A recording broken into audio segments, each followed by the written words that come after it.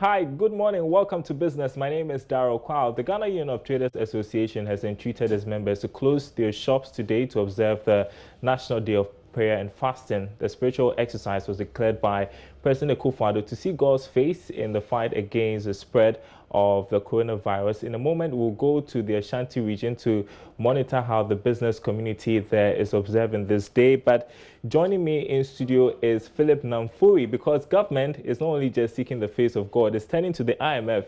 It has requested a disbursement under the credit facility to help in the country's fight against coronavirus. As you know it, Ghana now has 53 cases. So what exact support is government seeking, Philip? Darryl, due to our constraints in here in terms of low amount of funds we have to manage the economic impacts of the coronavirus, government has turned to the International Monetary Fund for what we call a rapid credit facility, RCF. It's one of the IMF's lending arrangements. The last one we had was what we call the extended credit facility.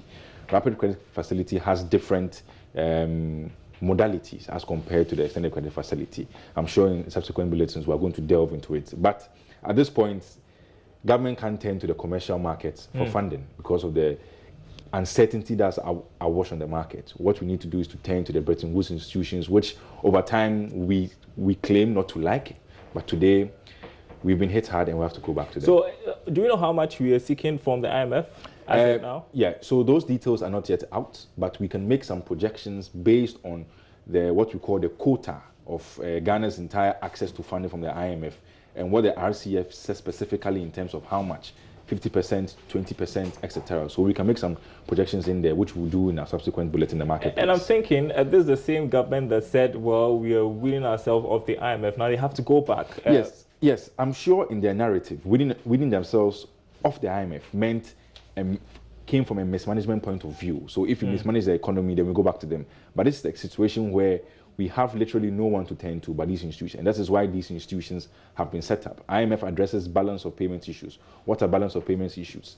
Our exports, imports. Yesterday, we discussed this issue. I did some presentation on that. So we're going to have problems there. And the IMF is going to step in there to help us. And what does this mean essentially? That government doesn't have enough money to respond to this crisis, so that they have to rush to the IMF? What does it say really? That's one. Two, other nations have buffers to rely on, shock absorbers. Imagine driving a Land Cruiser and entering a pothole as compared to a small car and entering a pothole. Ghana is that small car. We need that help in terms of the Philip. We'll discuss this some more in subsequent bulletins, but joining me via Skype from the Ashanti region capital, Kumasi, is Nanaya Ojima, who is monitoring how the business community there is observing the National Day of Prayer and Fasting. What can you report, Nanaya? Yes, Darryl, in the Ashanti region, surprisingly, the streets are almost empty. It's hard to find vehicles moving around on the major streets of the region. For instance, if you visit the top high end of the Kumasi-Accra road, surprisingly, the people there, the street vendors around, are unable to make sales because, according to them, the vehicles are not flowing as they do on daily basis. So obviously they do not get people to sell to. Even if the vehicles come in, you find just a few people in the vehicles, and even when you approach these people, they will want to observe social distancing. So there's a challenge with sales on the streets.